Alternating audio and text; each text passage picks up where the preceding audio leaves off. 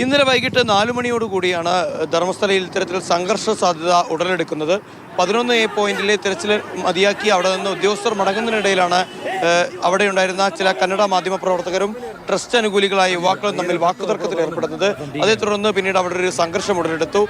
മാധ്യമ പ്രവർത്തകരെ അവർ പരിക്കേൽപ്പിക്കുന്ന ഒരു അവസ്ഥയുണ്ടായി. ഇതിൽ ഒരു മാധ്യമപ്രവർത്തകൻ ഗുരുതരമായി പരിക്കേറ്റ് സ്വകാര്യ ആശുപത്രിയിൽ ചികിത്സയിലാണ്.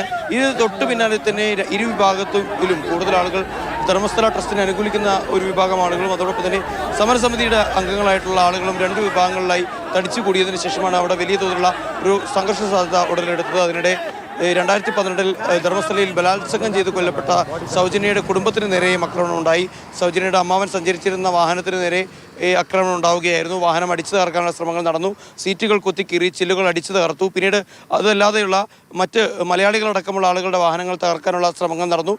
ധർമ്മസ്ഥല ആക്ഷൻ കമ്മിറ്റിയുമായി ബന്ധപ്പെട്ട പ്രവർത്തകർക്ക് നേരെ കയ്യേറ്റ ശ്രമങ്ങൾ നടക്കുകയാണ്. ഇപ്പോൾ അവിടെ അങ്ങോട്ടേക്ക് ദക്ഷിണ മേഖല IG നേരിട്ടെത്തി ക്യാമ്പ് ചെയ്യുന്നൊരവസ്ഥയാണുള്ളത്. കൂടുതൽ പോലീസുകാരെ അവിടെ എത്തിച്ചിരിക്കുന്നു. കൂടുതൽ സുരക്ഷാ വിന്യാസങ്ങൾ അവിടെ ഒരുക്കിയിരിക്കുന്നു എന്ന് തന്നെയാണ് മനസ്സിലാക്കാൻ സാധിക്കുന്നത്. മാധ്യമപ്രവർത്തകർക്കൊക്കെ തന്നെ കൃത്യമായ സുരക്ഷ ഒരുക്കും എന്നുള്ള ഒരു ഉറപ്പ് കർണാടക സർക്കാരിൻ്റെ ഭാഗത്ത് നിന്ന് ലഭിച്ചിരിക്കുന്നു എന്നതിനാണ് ഏറ്റവും ഒടുവിൽ നമ്മൾക്ക് ലഭിക്കുന്ന വിവരം. ഇനിയിപ്പോൾ വരുന്ന മണിക്കൂറുകളിൽ ഒരു പക്ഷേ ധർമ്മസ്ഥലയിലും പരിസരത്തുമായി 144 പ്രഖ്യാപിക്കാനുള്ള സാധ്യത കൂടി നമ്മൾ മുന്നിൽ കാണേണ്ടതായുണ്ട്.